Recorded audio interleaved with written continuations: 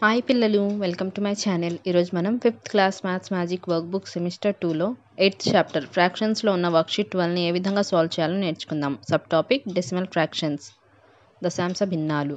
First one, fill in the blanks. ఇక్కడ కింద box చూడండి, decimal form, whole number part, decimal part. ఇక్కడ numbers చూడండి, డెసిమల్కి ముందు అంటే పాయింట్కి ముందు ఉన్న నంబర్స్ని హోల్ నంబర్ పార్ట్ అంటారు. పాయింట్ తర్వాత ఉన్న నెంబర్స్ని డెసిమల్ పార్ట్ అంటారు. 256 అనేది మనం హోల్ నంబర్ పార్ట్లో రాయాలి. 85 అనేది డెసిమల్ పార్ట్లో రాయాలి.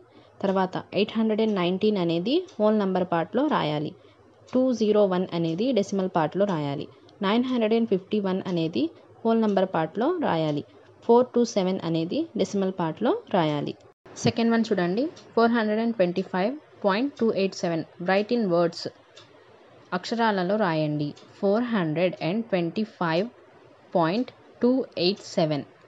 Third one, place value of 5 in 786.251. స్థాన విలువ చెప్పాలి. 1/100th place. Fourth one, place value of 2 in 786.251. 1/10th place.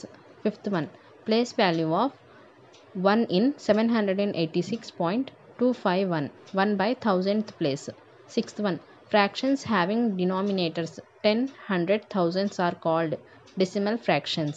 దీనినే మనం తెలుగులో దశాంశ భిన్నాలు అని అంటాం. Seventh one, 256.567 express in numerals. అంకెలలో వ్యక్తపరచండి. ఇక్కడ ఈ విధంగా 256.567 అని రాసుకోవాలి. Eighth one, 656.253 expressed in numerals is equals to 656.253. ఈ విధంగా రాసుకోవాలి.